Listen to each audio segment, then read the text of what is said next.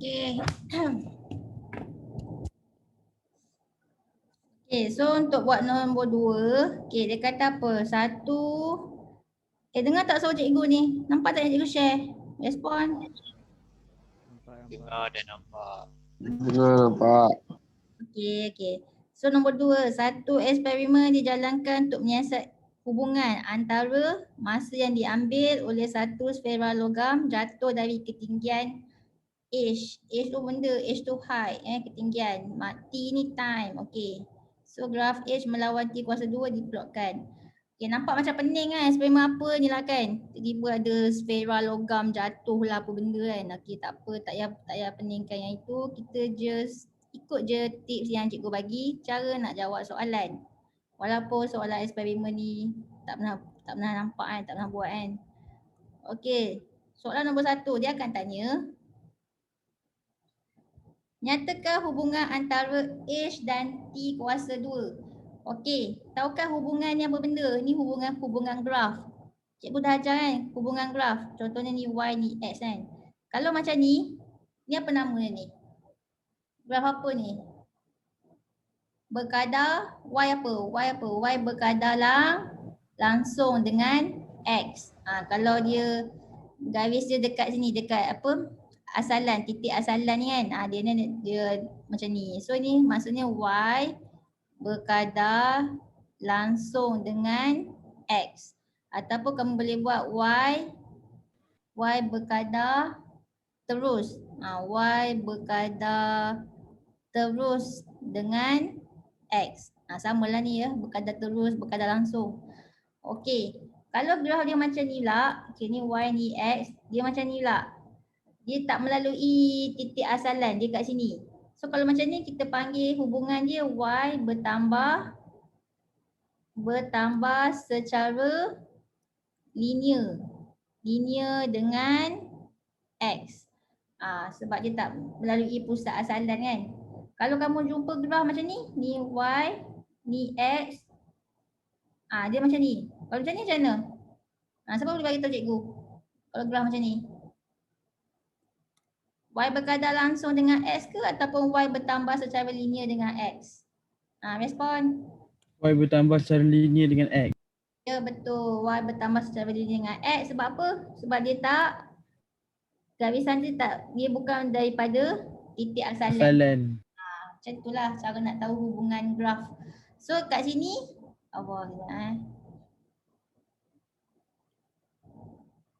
so kat sini apa dia punya hubungan graf dia? Nampak ke tu? Ni. Ni H dengan T kuasa 2 ni. So kamu nampak kan kat situ.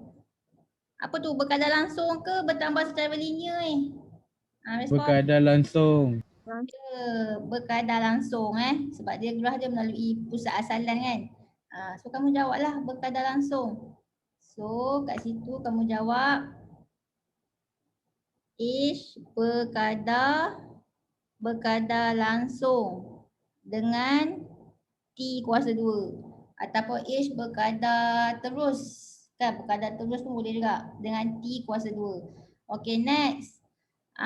Tentukan masa apabila sfera itu dijatuhkan dari ketinggian H44. Okay, kat sini dia ada 3 markah ke ni? Okay, 3 markah kan. Okay, cara nak dapat 3 markah tu, kamu kena tunjuk pada graf. Okay, mana H44? H44 ni 44 mana? 44 kat sini kan. Kamu kena ambil pensel, kamu kena gariskan pakai pembaris. Okay, lepas tu kamu tengoklah dia jatuh kat mana? T kuasa 2 jatuh kat mana ni? Jatuh dekat 0.088. Ya betul. Dia jatuh dekat sini. So yang ni nilai dia adalah 0.088. So kamu tunjuk pada graf dapat 1 markah. Okay. Lepas tu markah kedua kamu pun tengok kat sini ingat tengok betul-betul. Yang ni T kuasa 2 tau. Maksudnya T kuasa 2 bersamaan dengan 0.088 apa unit dia ni? Saat kuasa 2 kan? Okay. So kamu pun tulislah kat sini T kuasa 2 bersamaan 0.088 saat kuasa 2. Okey, ni dapat 1 markah. Okey, so dah 2 markah kan. Okey, markah ketiga. Tengok soalan nak apa? Dia nak T tau. Dia bukan nak T kuasa 2. Macam nak buat? Macam nak cari T saja. Punca kuasa. Okey, punca kuasa. So punca kuasa dapat berapa? 0.297. Okey, so kamu akan dapat 0.297. Okey, sekarang ni apa unit dia ni? Ni kalau Saat. saat. Sebab saat kuasa 2 apa ni, sebab dia kan saat kuasa 2 macam ni kan. So nanti tinggallah saat je. Faham? Kan? Betul ke tidak? Betul. Okey. So jawapannya 0.297 saat. Baru dapat markah 1. Kalau kamu nak bagi 2 tempat perpuluhan pun boleh juga. 0 berapa ni kalau 2 tempat perpuluhan? Respon. Kau cikgu nak 2 tempat perpuluhan. 0.30. Yes, 0.30 saat. Ni 2 tempat perpuluhan pun boleh. Kan cikgu kata jawapan fizik minimum 2 tempat perpuluhan, maksimum 4 tempat perpuluhan kan. Okey. Kamu jangan bagi 1 tempat perpuluhan pula. Salah Okey, next. Soalan B. Okey, dia nak hitung kecurunan. Okey, pun 3 markah. 3 markah. So dapat 3 markah. Okey, first kamu kena lukis segitiga dia. Lukis segitiga pada graf ni. Okey, so cara nak lukis segitiga. Okey, kemudian segitiga tu, saiz segitiga mesti besar, okey. Saiz segitiga mesti besar. Paling minimum saiz dia adalah 43. Maksudnya 8 cm darab 6 cm. Ni saiz segitiga dia. Okey, 43. Ni paling minimum lah. 4 darab 2, 8. 3 darab 2, 6. Tu yang 8 cm darab 6 cm tu. Okey, apa benda 8 cm darab 6 cm ni? Okey, kan cikgu kata nak lukis segitiga besar kan. Okey, paling besar. Kalau ambil sini, nanti susah nak baca plot. So ambil senang je. Ambil kat sini lah. Okey, so kamu buat macam ni. Kamu buat macam ni. So kan ni segitiga. Ni kalau takut pemeriksa tu tak perasan, kamu buatlah sudut tegak macam ni lah. Sudut tegak besar-besar. So inilah segitiga bersudut tegak. Maksudnya kamu pakai koordinat yang ni dengan koordinat yang ni. Yang ni koordinat dia 0, 0. Yang ni koordinat dia berapa ni? Nampak tak? Koordinat dia 0.12 dengan 0.12. 0.60. 60. Okey. So sekarang ni kamu check saiz graf. Cikgu kata minimum 8 cm darab 6 cm kan. Okey, 8 cm ni dia tak kisah yang menegak ke melintang ke. 6 cm pun tak kisah menegak ke melintang ke, tak kisah. Janji 8 cm darab 6 cm.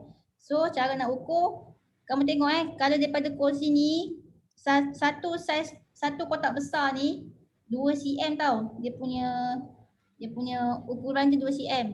So kamu kira berapa cm ni? Ni 2, 4, 6, 8, 10, 12. So ni 12 cm.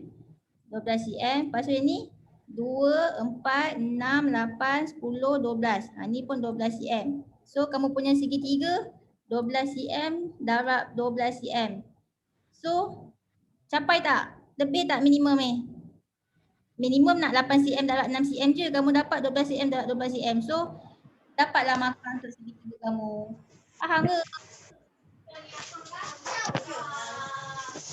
Faham ke? Faham. Faham. Okey.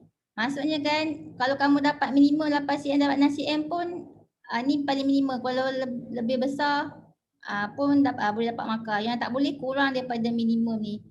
Okey. Kemudian 8 cm ni dia tak kisah yang mana, sama ada yang menegak ni atau melintang ni, tak kisah. Yang 6 cm ni pun dia tak kisah yang mana, menegak ni ke ataupun yang melintang ni, dia tak kisah. Okey. Okey, so dah buat segitiga dapat 1 markah. Okey, lepas tu masukkan dalam formula. Okey, dalam nak kira kecerunan dalam fizik, untuk dapat markah mesti guna formula ni. Kecerunan kan. Y2 tolak Y1 per X2 tolak X1. Kamu kena pakai formula ni, kena gantikan dalam ni. So tadi Tadi apa tadi? Tadi kita ada koordinat 00 dengan koordinat apa kat sini? Apa kita di sini ya? Koordinat dia 0.12 0.12 dengan 60. So kamu labelkanlah, okey, yang ni X1, Y1, yang ni X2, Y2. So Y2 dia apa? 60 kan? Y2 60, Y1 kosong. So masukkan nilai kat sini. Y2 60, Y1 kosong. Lepas tu X2 apa tadi? 0.12. S2 0.12, X1 kosong. So 0.12 tolak kosong. Okey, sekarang ni make sure kena tengok ada tak unit dia. Okey, tengok Pak CY. Pak CY unit dia apa? cm. Pak CY. Pak CY unit dia cm. Pak CX dia unit dia saat. Tak naik kuasa 2. Ya, so nanti buat unit dia Pak CY cm saat kuasa 2. Okey, lepas tu kita pun kira lah. Dapat berapa ni? 500. Okay, dapat 500. Okey, sekarang unit dia apa? cm saat negatif 2. Ya, cm. Okey, atas dia cm ni, bawah ni saat kuasa 2 ni naik atas jadilah saat negatif 2. So inilah jawapan dia. So kamu gantikan nilai dapat 1 markah, jawapan berserta unit 1 markah. Selalu budak dia careless, dia dah masukkan nilai tapi dia suka tak tulis unit kat sini. So dia tak ada unit kat sini. Apa jadi? Dia tak adalah markah untuk markah ketiga ni. Macam itulah budak selalu careless. Belajar selalu careless. Okey, faham tak benda ni? Boleh? Faham. Faham. Ni soalan ni keluar tau, kertas 2. Modul pintas apa? Yang benda yang kamu akan buat lepas naik sekolah ni. Bila naik sekolah? Tahu. Dah tahu bila kau main SPS sebenarnya? Tahun ni ke tahun depan? Tak tahu. Tahu lah. Kalau ekologi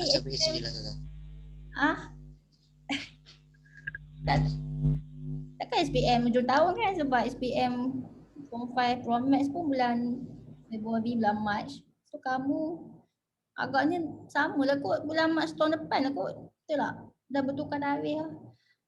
Okay, tak apa. Okay, next. Ni pula, percutan disebabkan oleh graviti yang ni. Okay, G sama dengan 2M. Okay. Dia kata apa? Dia kata G ni percutan graviti, M ni kecerunan graf. Okay. So, dengan menggunakan nilai kecerunan D2B dan rumus D2C, hitung percutan graviti dan nyatakan jawapan anda dalam unit SI. Okay, memanglah macam tak pernah tengok formula ni apa benda lah G sama 2M. Dan okay, soalan nombor 2 ni, soalan kertas 3 memang akan bagi formula yang kamu tak pernah tengok. Tapi dia akan bagi formula. So kamu tak payah pening lah ni formula apa kan. Dia guna je arahan dia. Ikut je arahan dia. Dia kata pakai formula ni, kamu pakai je formula ni. Dia dah kata M tu kecerunan graf, kamu pun ikut je lah M tu kecerunan graf.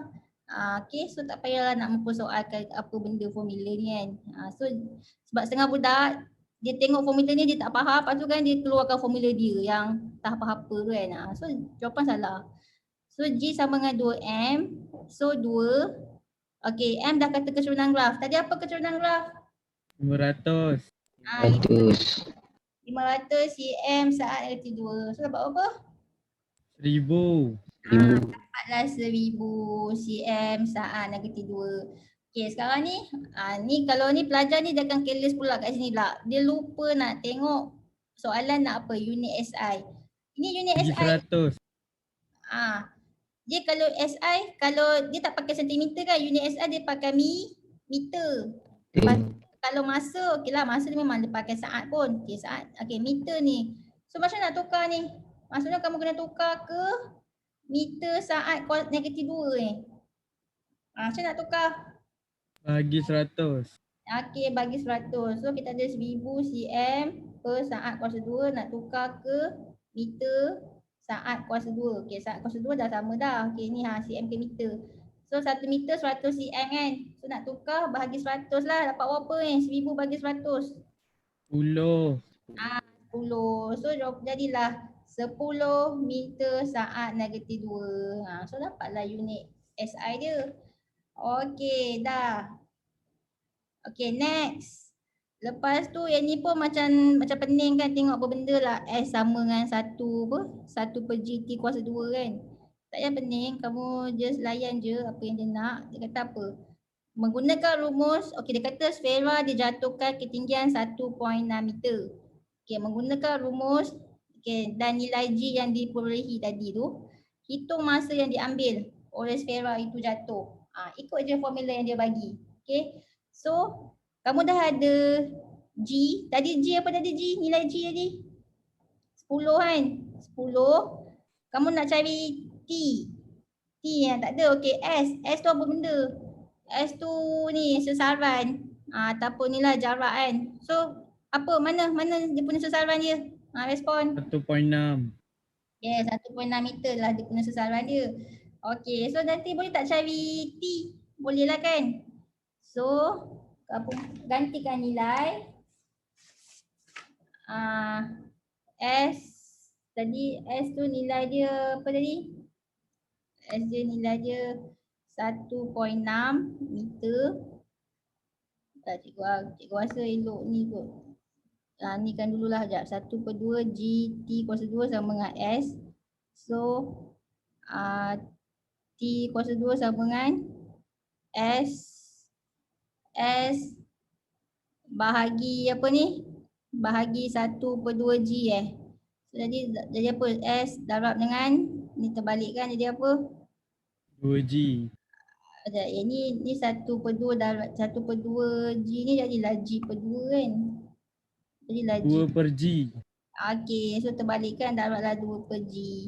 So jadilah apa ni? Jadilah 2S per G. So T kuasa 2 sama dengan 2S per G. So T sahaja buat apa? Dia nak cari T sahaja ni. So kita kena buat apa nanti? 2S per G kena punca kuasa. Boleh? Boleh. Okey. So faham. Okey, so kita masukkan. Tak ada space pula. Sekejap buat kat sini lah. Okey, T sama dengan 2S per G. Okey. So 2S. S tadi apa? 1.6 meter. Lepas tu G. G tadi dapat 10 meter saat negatif 2. Okey. So lepas tu punca kuasa. So kira dapat berapa? 0.57. Yes, betul. So 2 darab 1.6 bahagi 10 punca kuasa. Okey, so dapatlah 0.57. Okey, sekarang ni apa unit dia? Saat. Saat. Dapatlah unit dia saat. Okey. Faham ke?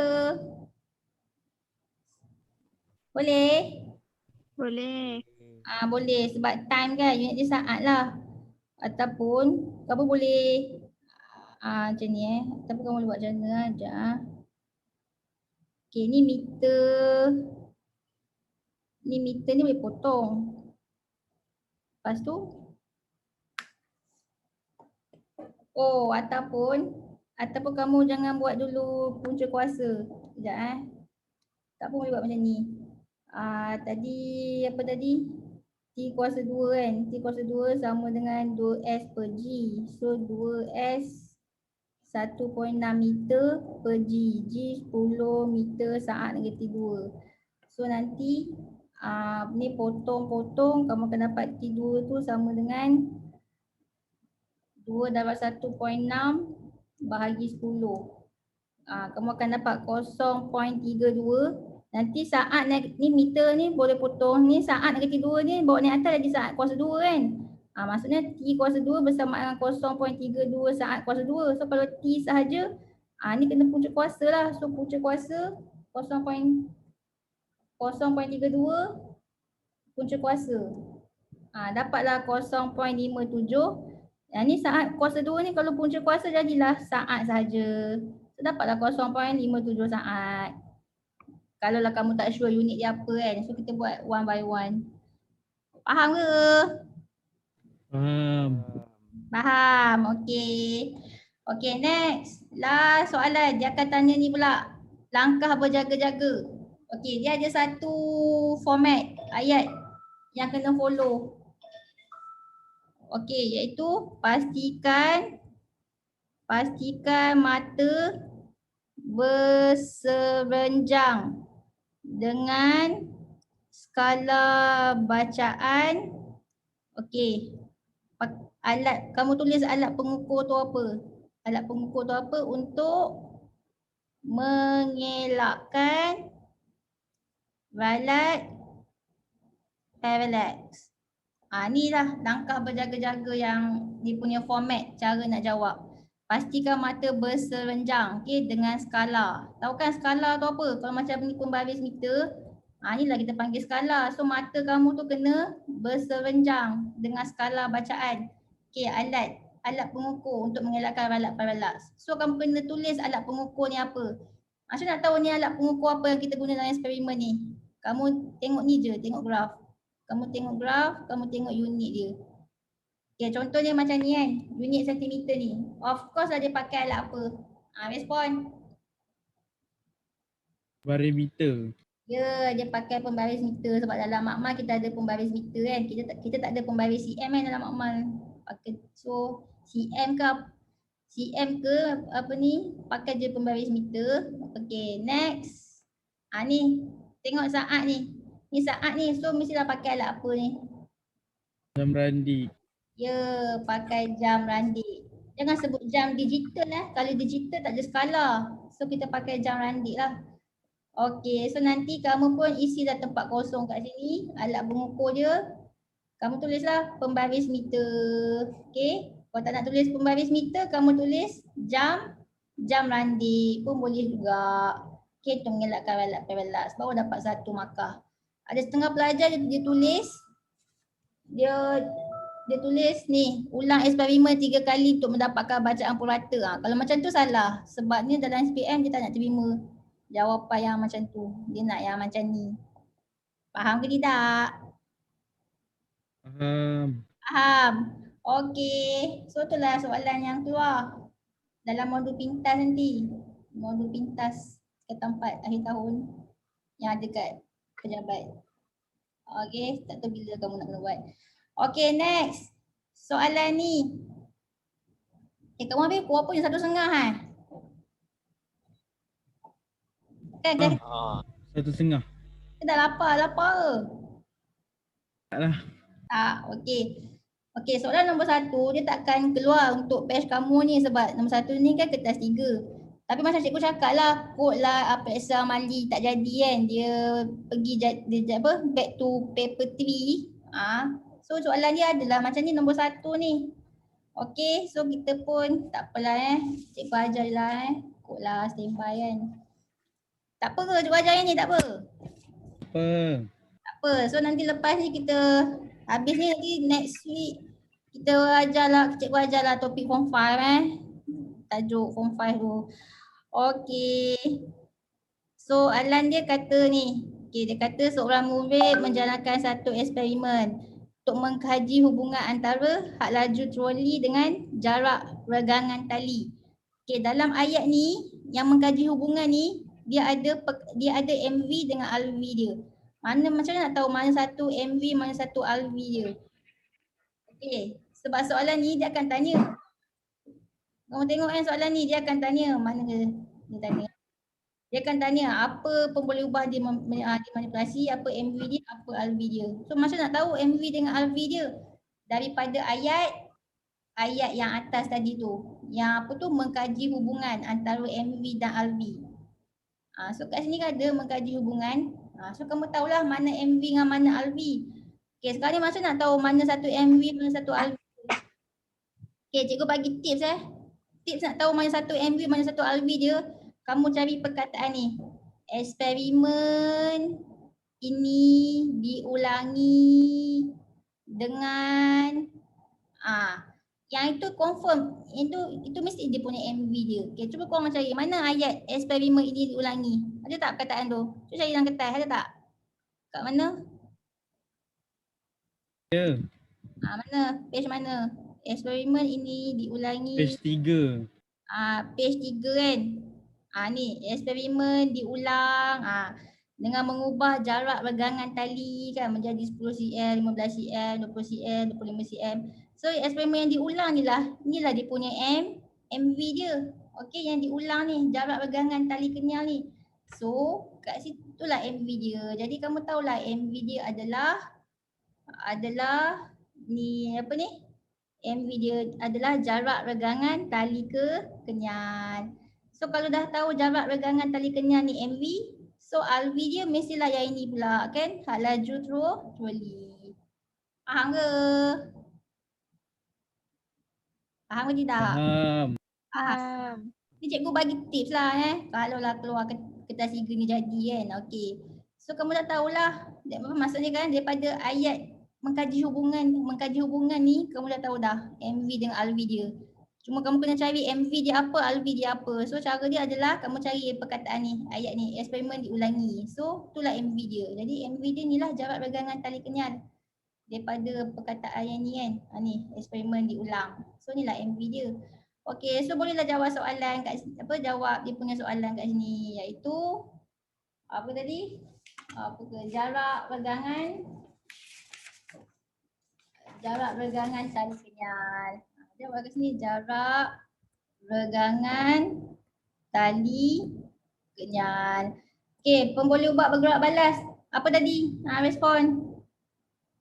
Hal laju. Ya, hal laju troli. Okey, sekarang ni cuba fikir.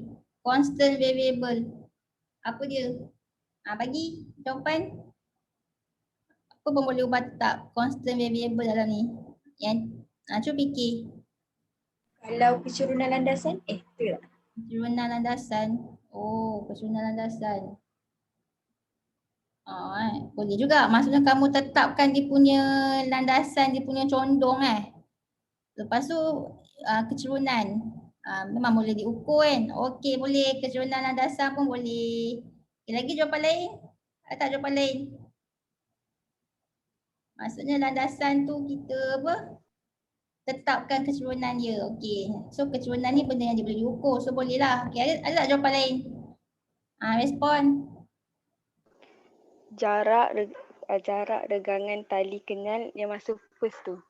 Yang 5 cm tu. Yang 5 cm. Okey, sekejap Jarak regangan tali kenyal yang 5 cm. Yang ini jarak regangan tali kenyal ni dah tahu dah tu MV tu yang memula dia buat 5 cm. Dah buat 5 cm, lepas tu dia ulang, dia tarik balik jadi 10 cm, 15 cm, 20 cm, 25 cm. So tu MV manipulated. Dia ubahkan pemboleh ubah. So itu kan tetap dia ubah. So tak boleh. Lagipun kan dah jawab MV kat sini. Apa jarak regangan tali. Kan ni jarak regangan tali kenyal ni kan dah MV dia. Ni yang tetap. Tetap ni maksudnya daripada awal sampai ke sudah ulang-ulang eksperimen benda yang sama juga. Respon. Selain daripada Frekuensi jangka masa detik. yes, boleh. Frekuensi dah nak bila frekuensi jangka masa detik. Boleh. Lagi apa lagi? Frekuensi kan benda yang boleh diukur kan, dia ada nilai kan, contohnya 10 Hz kan, 5 Hz. So boleh lah kuantiti yang diukur lah ni. Ataupun apa lagi jawapan lain? Respon. Berat troli boleh ke? Berat troli. Berat troli. Okey. Kita lebih sebut berat troli ke kita sebut jisim troli? Jisim troli. Biasa kita sebut jisim troli Kalau macam kamu kan, kita sebut jisim badan, kita tak sebut berat badan. Kalau kamu pergi hospital, dia tak sebut orang hospital dia tak sebut body weight. Dia sebut body mass. Sebab body mass tu yang dalam unit kg tu. Kalau body weight nanti dalam unit apa? Newton. Kalau pergi hospital kan dia punya istilah dia betul. Dia pakai body weight. Body weight pula, dia pakai body mass. Okay, next. Lepas tu dia kata pula, tentukan panjang 10 detik bagi setiap pita detik. Okey, menggunakan pembaris pada darjah 1.8. Dia dah bagi dah pembaris dia, kamu ukur je. Okey, cara nak ukur dia, tak apa, kamu jangan risau sebab kertas 3 ni dia akan sentiasa guide kamu. Kan tak tahu macam nak ukur kan, dia akan bagi guide. Guide dia kat mana? Mana guide dia? Tak boleh guide dia. Mana guide dia? Cikgu.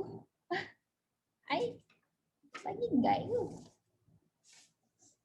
Dia bagi guide kan kat sini. Ni dia bagi guide ni Okey, macam nak ukur X.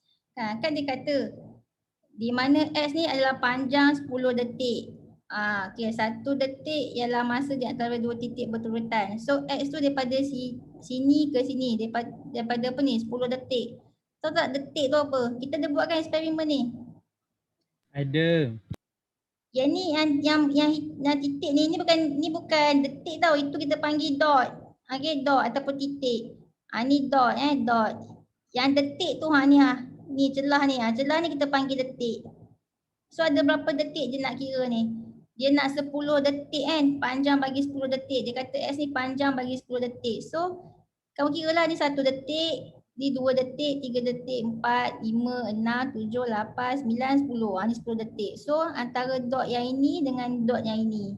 Barulah ada 10 detik. Faham? Faham. So nanti ukur panjang ni guna pembaris X kan. So X tu adalah panjang untuk 10 detik. Okey. So sebab tu juga kata kertas 3 ni dia dah bagi guide kat kamu. Kamu follow je. Okey, so soalan tadi kata apa tadi? Tentukan nilai X pada ruang yang disediakan di halaman 4. Mana halaman 4? Ni halaman 4 kan. Okey, so kita ukur untuk diagram 1.3. Okey. So kalau jarak regangan tali kenyal dia 5 cm, so berapa dia punya X dia untuk 10 detik? Kamu kena kira 10 detik kat mana? Okey, tadi ni 1, 2, 3, 4, 5, 6, 7, 8, 9, 10. Ni 10 detik. So line dia kat sini lah, betul. Lepas tu kamu ambil pembaris. Lepas tu kamu pun tengok. Buat tu. So kat mana nilai dia tu? Allah, cikgu 5.5. Cikgu punya ni tak boleh. 5. Okey. Sekejap Wah, ini 5. Okey, 5.5. Betul. Kita tak boleh ukur ni. 5.5. Mana 5.5 ni So dia jatuh kat sini lah. Okey, so 5.5 cm. Tu dah 5.5.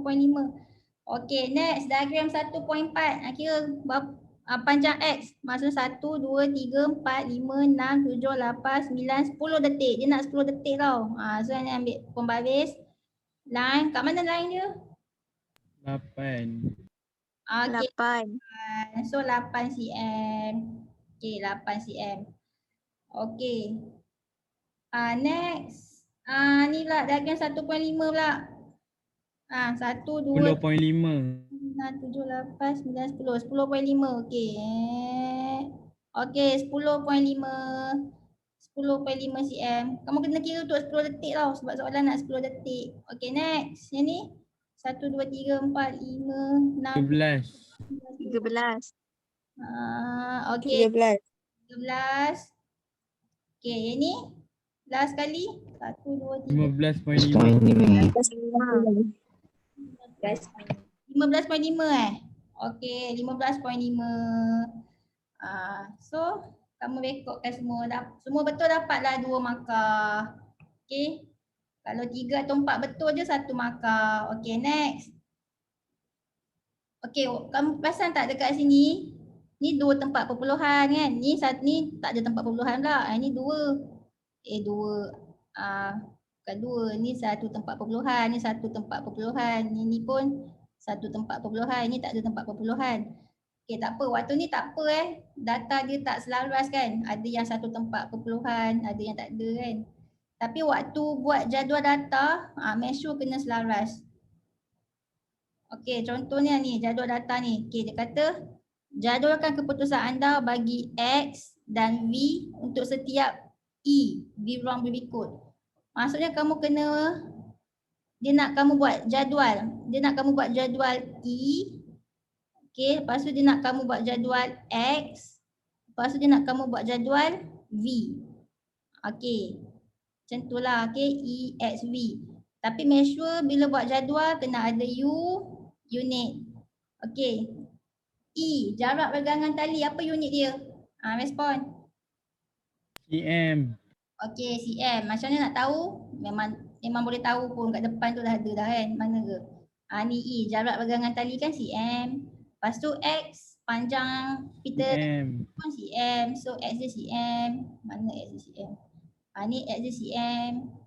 Okey, V pula. V tu tahu cm kan? -1, dan -1. Kat sini memang dia tak bagi kan, dia bagi formula je. Macam nak cari V? V tu sebenarnya tak laju velocity. Bagilah unit. Dia bagi kat situ dia tak bagi, kat sini dia bagi. Mana ke V? Ni dia bagi ni sentimeter saat -1 ni. So unit dia sentimeter saat -1 lah.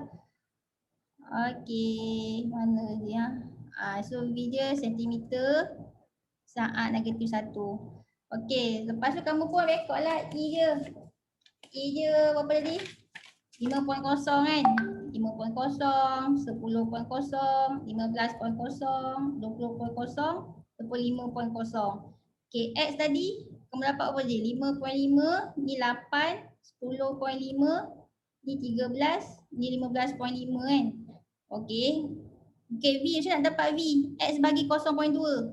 Buat X. Apa nilai X ni? 7.5. 5.5 bahagi 0.2. Sekejap Okey. 27.5. 27.5. Okey, 27.5. Yang ni pula. Ni 8. 10. 0.2. Berapa? Berapa? 40. 40. 40. Yang ni pula 10.5 bagi 0.2. 52.5.